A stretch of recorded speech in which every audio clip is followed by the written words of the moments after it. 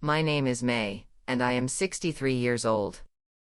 There is a small wooden table by my window where the light comes in quietly every morning, and it's at that table that I begin each day with a cup of tea and silence. I never used to notice the quiet so much, but lately it has become the only thing that feels truly mine. I live alone in a modest house on the south side of town. The walls are thin, the floor creaks in the hallway, and the bathroom tap drips unless I twist it just right. But it's clean, and it's mine. For the past 40 years, I've worked in people's homes, cleaning, folding, scrubbing floors that gleam by the time I'm done. In the evenings, I watch children. First for neighbors, then for the children of those children. I've been doing this kind of work for so long, my hands have learned to move without asking. I've always believed in dignity.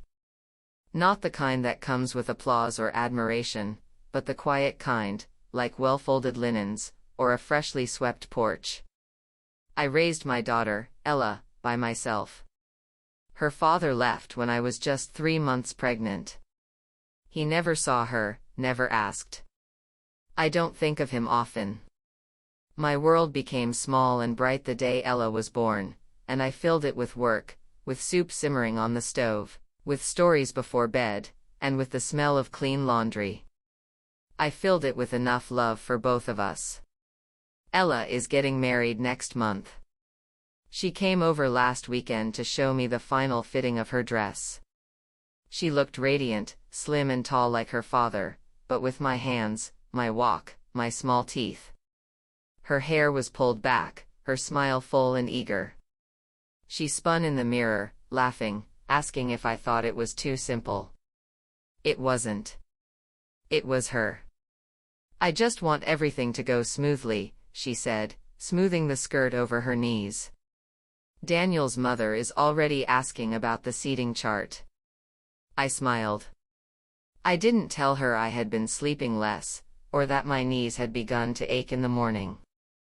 I didn't mention that I was working an extra shift each week to help pay for the cake. Instead, I told her she looked beautiful. Because she did. Because it was her day. Ella and I have always been close. Or maybe I believed we were. She used to bring me drawings from school, press dandelions into my hand, say things like, "You're my best friend." I still have some of those drawings in a box under my bed. I take them out sometimes when the house feels too quiet. They are crumpled, soft from years of touching. I remember one night, she must have been 9, when I came home late from work. She was waiting by the window, a glass of water in her small hand. "I stayed up to see you," she said. "I wanted to make sure you were okay."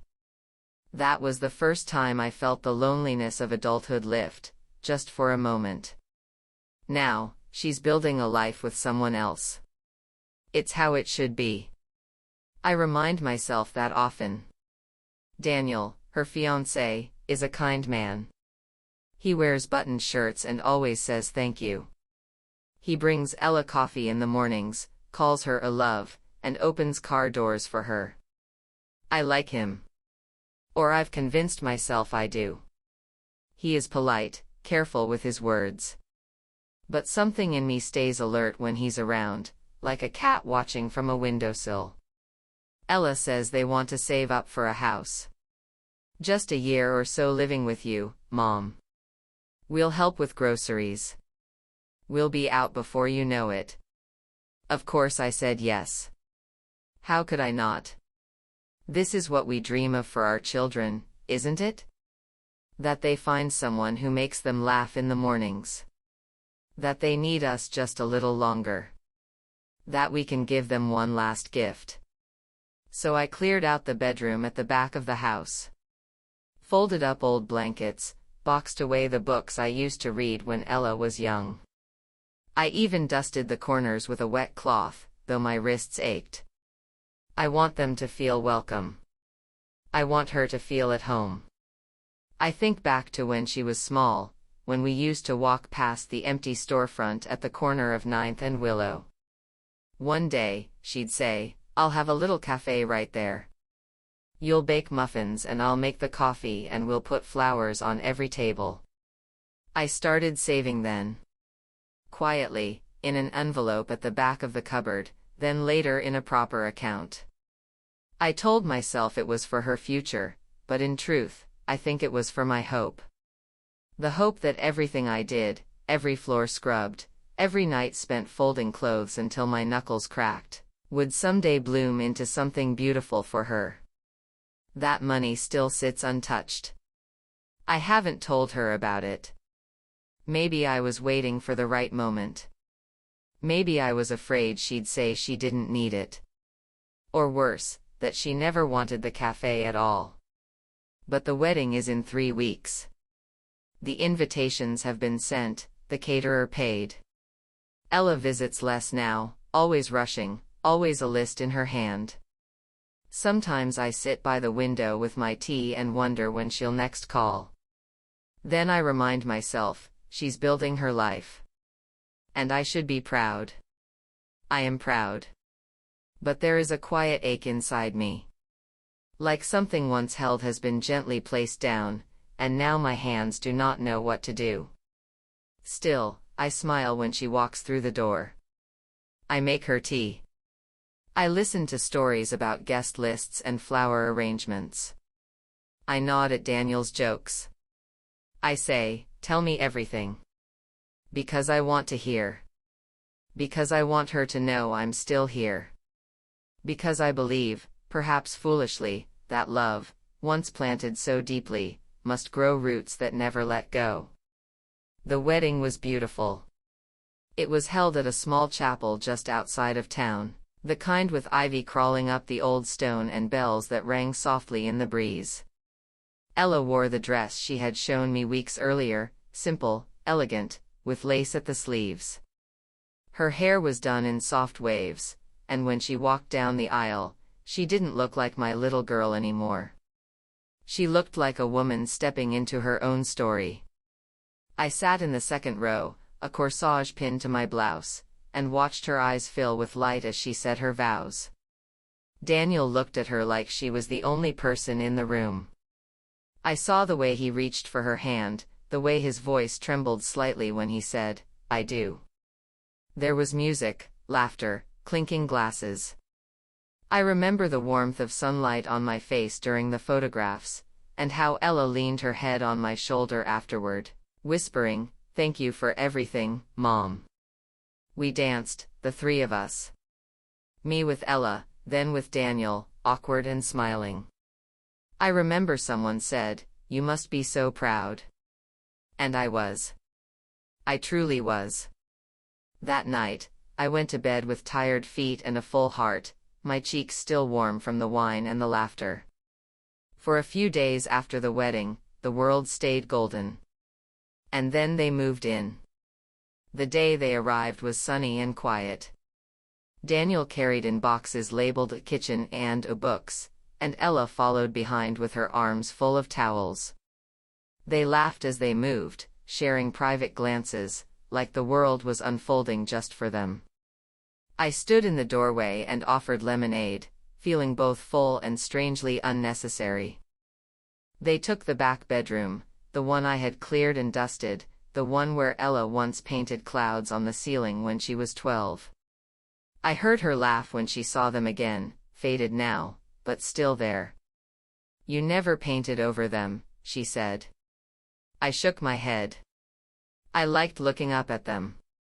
The first week was gentle. We shared dinners. I made roast chicken and mashed potatoes. Daniel offered to do the dishes. Ella and I watched an old movie one night, her feet tucked under her like she used to do. It felt like a bridge, shaky, but still holding. Then, slowly, something began to shift. The laughter from their room began to feel closed off. My suggestions about meals or errands were met with a polite, "We've got it, thanks." I'd knock on Ella's door in the evenings to ask if she wanted tea, and she'd answer, "Maybe later," without looking up from her phone. Later never came. Daniel was always courteous. He'd say good morning, ask if I needed anything, but there was a distance in his eyes. A carefulness. Like I was someone they had agreed to tolerate, not someone they were grateful to be with. I kept the house clean. I stayed out of their way. I gave them space. One morning, I made pancakes. Ella came into the kitchen, poured coffee, and said, "Daniel doesn't really eat breakfast. And I'm trying to cut back on carbs." Then she looked at the plate in my hands and said, gently, "Maybe just make enough for yourself next time, Mom." I nodded. I smiled. I said, "Of course." But I wrapped the pancakes and put them in the fridge anyway. She used to love them. Another evening, I suggested we watch that same old movie again. Ella hesitated. Daniel doesn't really like black and white films. We could watch something else, I said. She paused. Maybe another time. We're just really tired tonight. I told myself it was fine. That it was natural. That children grow, and walls are part of that. But the quiet was heavier than before. Then came the night of the conversation. It was late. I had gone to the laundry room to fold towels. Their door was open a crack, and their voices carried, low and tired. "She's always around," Daniel said. "It's like we never have the place to ourselves." "She means well," Ella replied. "She just doesn't get that it's not just her home anymore." There was a pause. "I've been looking into options," Daniel said. "There's a place in Glendale. Assisted living. Clean. Nice. She'd have her own space. Would she even go? We'd have to be gentle. Ease her into it.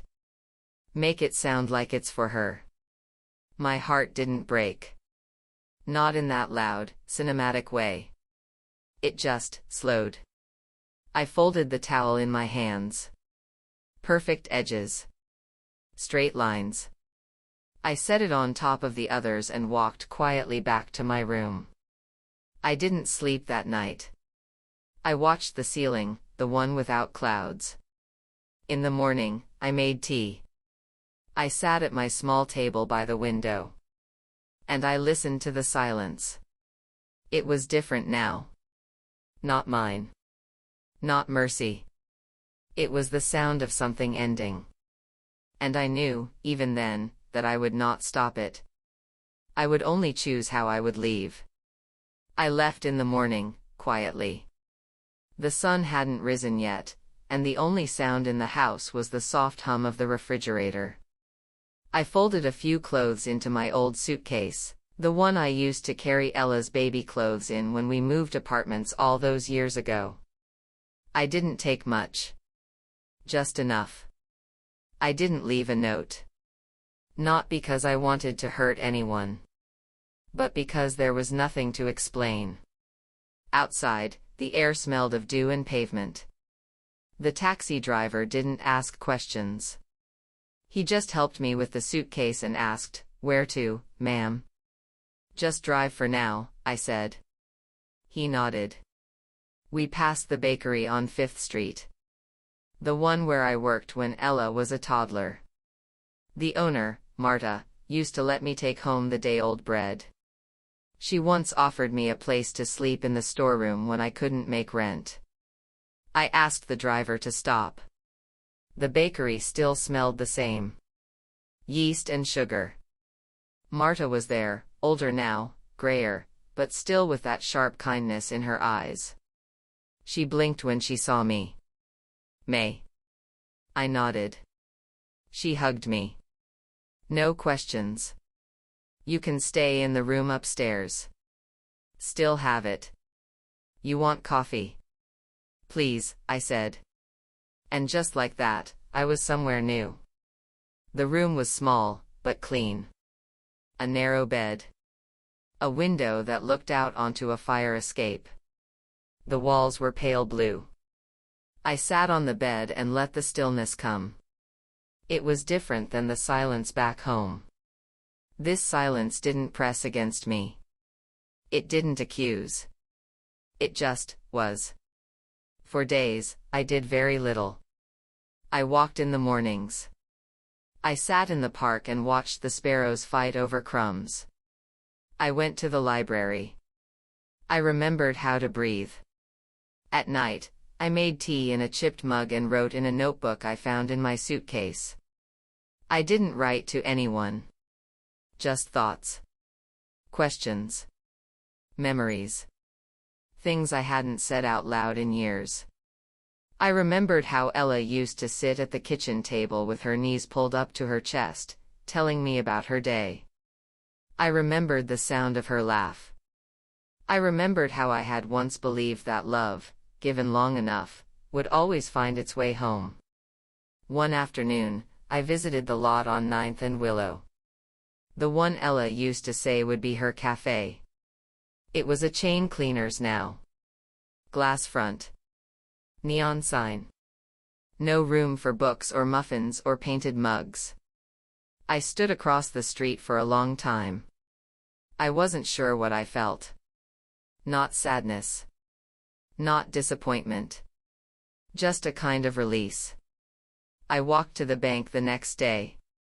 The savings account was still there. The balance surprised even me. Years of working 2 jobs. Years of saying no to myself so I could say yes to her. I stared at the paper in my hands. Then I folded it and walked out.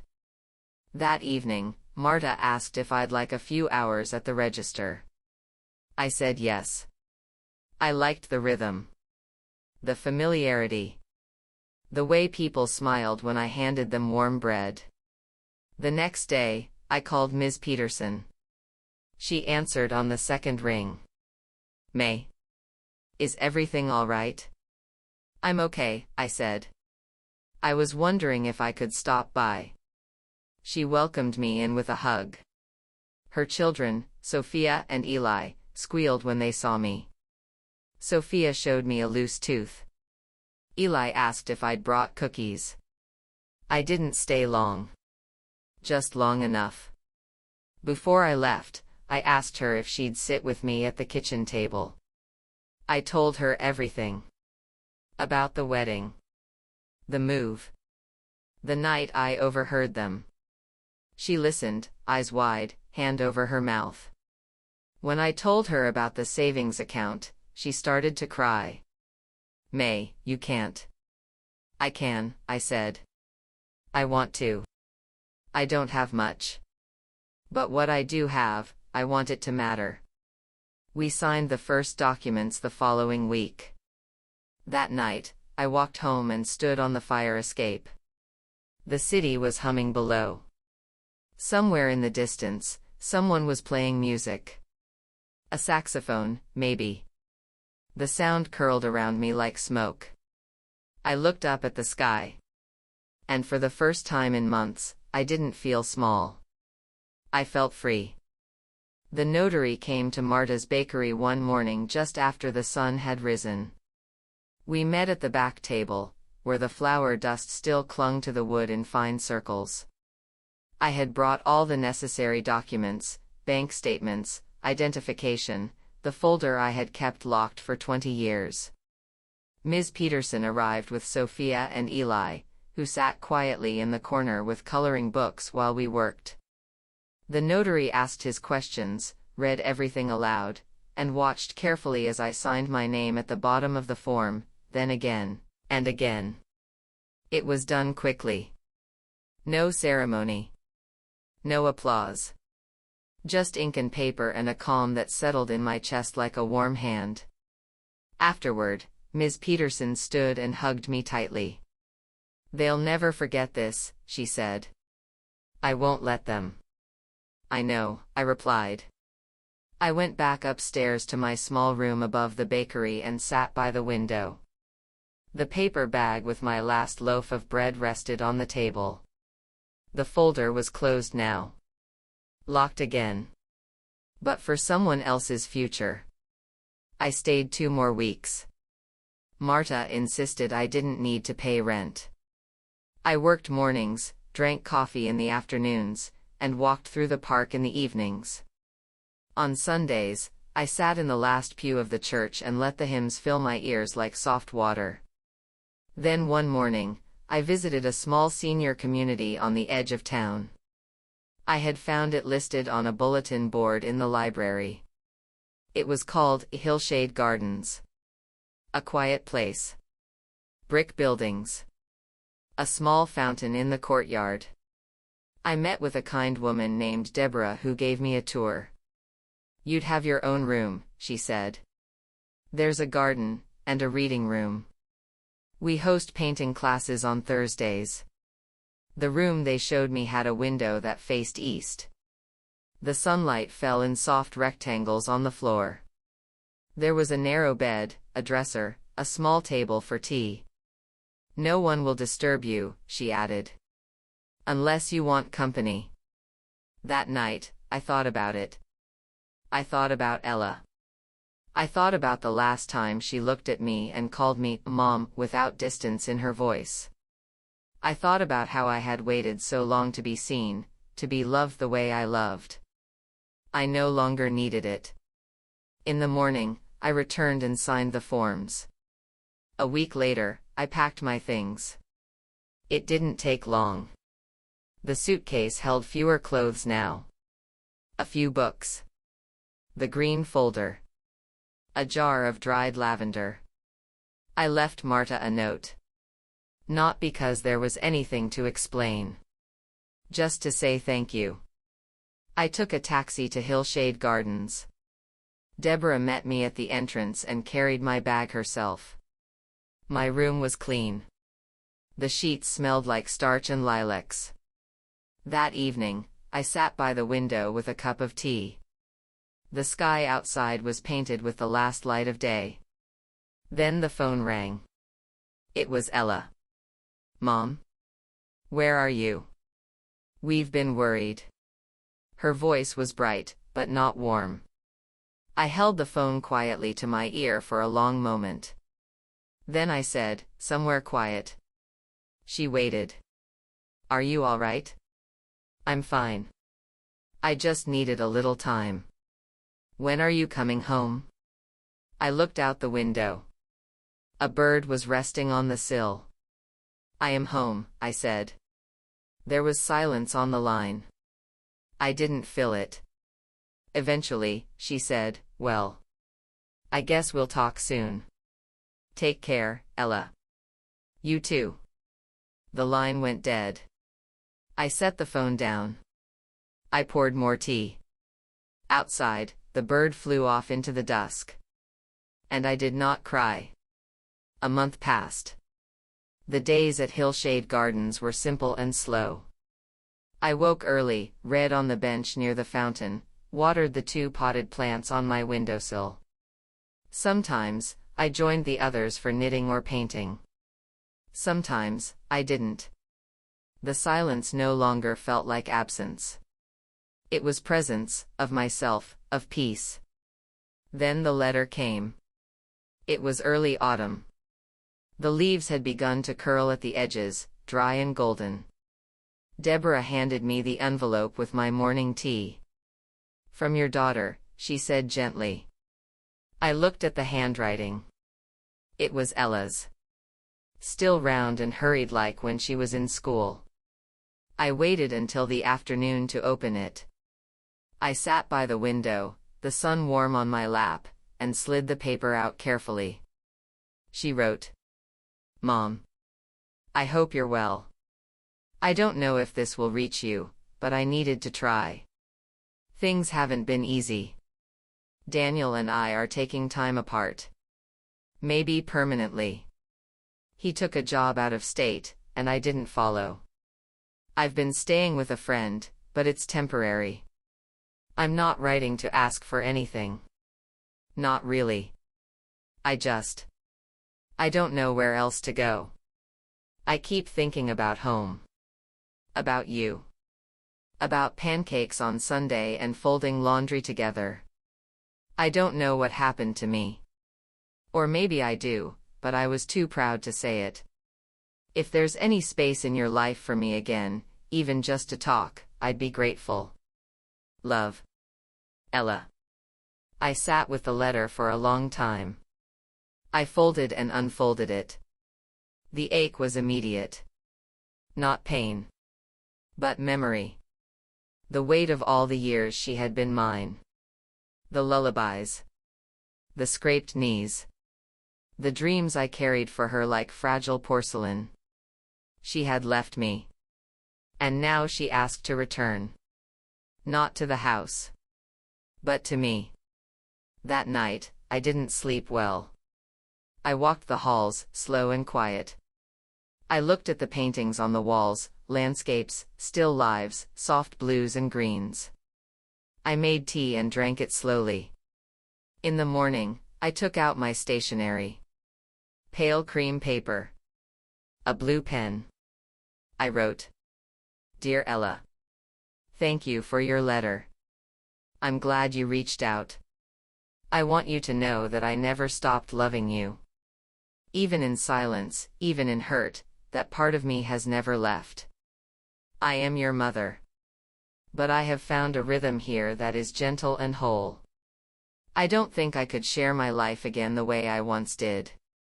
Still, I would like to see you. Perhaps you could visit one afternoon. We could sit in the garden. Talk, maybe share a cup of tea. We don't need to rush anything. Let's begin quietly. With love. Mom."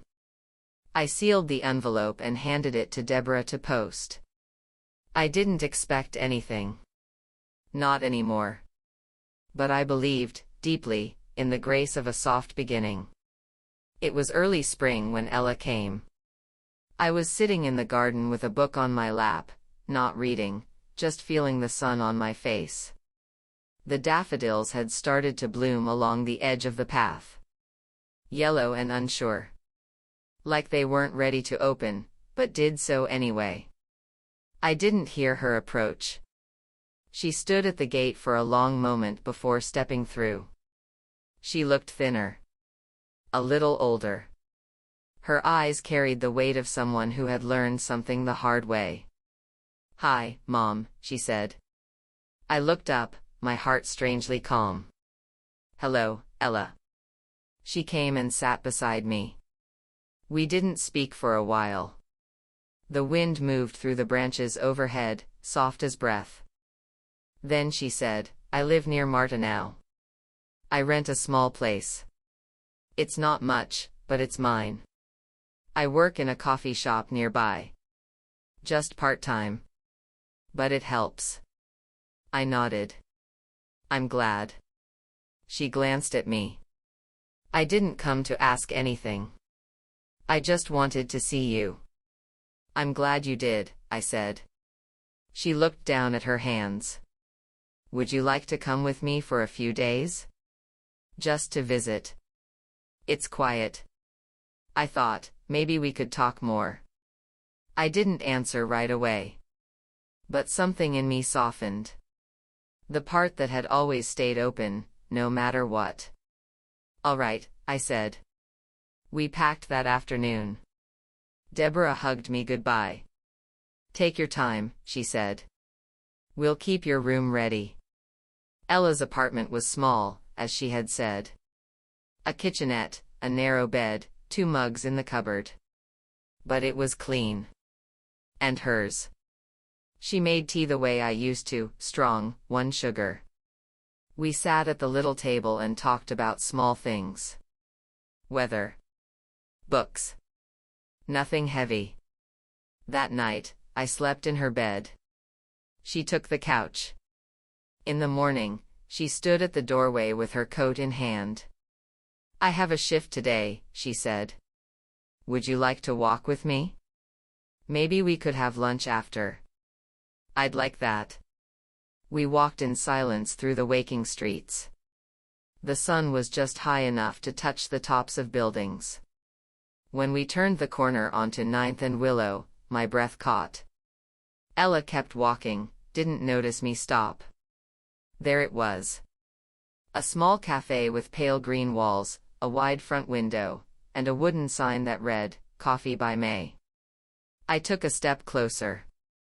In the window were flower jars, books on a shelf, and a chalkboard with neat handwriting, "Today's muffins, cinnamon and apple."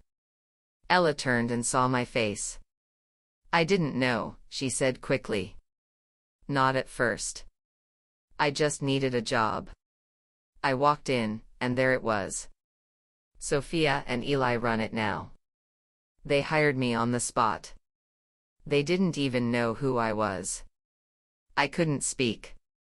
She stepped toward me. "I didn't plan this. I didn't even recognize the name until a week later. But every morning when I unlock the door, it feels like you're there. I'm sorry it took me this long to understand." I looked through the glass again. A small girl at a corner table was reading. Behind the counter, Eli wiped a tray clean. Sophia was laughing with a customer. And there, above the register, was a photograph I didn't know they had. It was me. Young, holding a tray of muffins, smiling at something just outside the frame.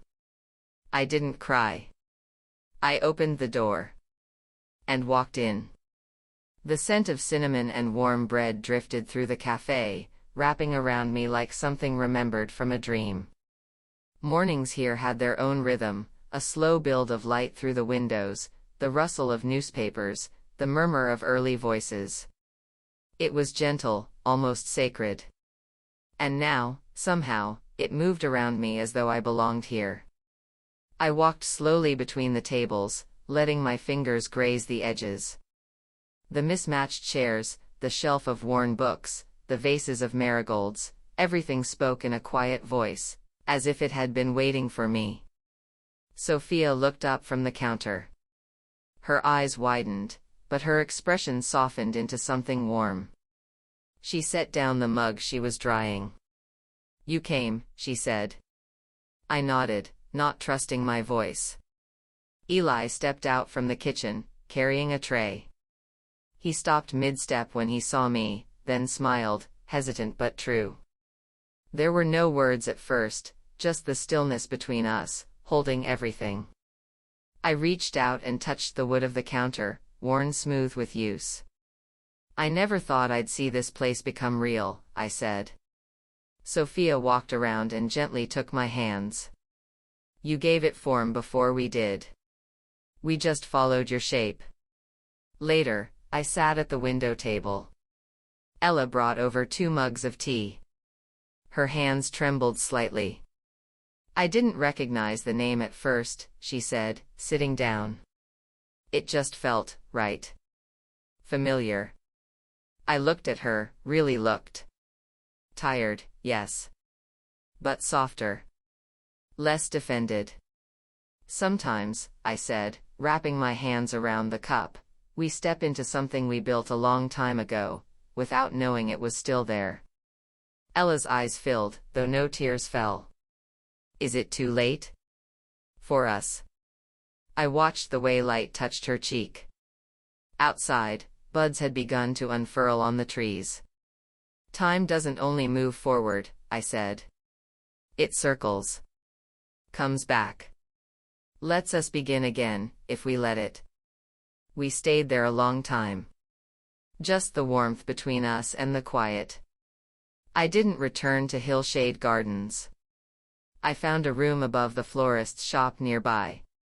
Small, with a kettle by the window and a chair soft enough to fall asleep in. Enough for me. Each morning, I came to the cafe. Sometimes I baked. Sometimes I sat with the books. Sometimes I simply wiped tables and listened. Sophia and Eli tried to pay me. I insisted on sweeping the floor instead. On quiet evenings, Ella would walk me home. We didn't talk much on those walks. We didn't need to. One night, as we locked the cafe, she stood by the door and looked at me. "You always knew, didn't you? That I'd find my way back." I smiled at her, the way I did when she was little and asked if the stars could hear her dreams. "No," I said. "But I knew I'd still be here, if you ever did." Above the register, there was a new photo, me, Sophia, Ella, standing side by side behind the counter. Below it, in chalk, were words I hadn't written but felt as if I had. "Home is not where they keep you. It's where they remember you were never gone." And that night, in my small room above the flowers, I watched the branches bend in the wind and felt, not that the story had ended, but that I had finally arrived at its center.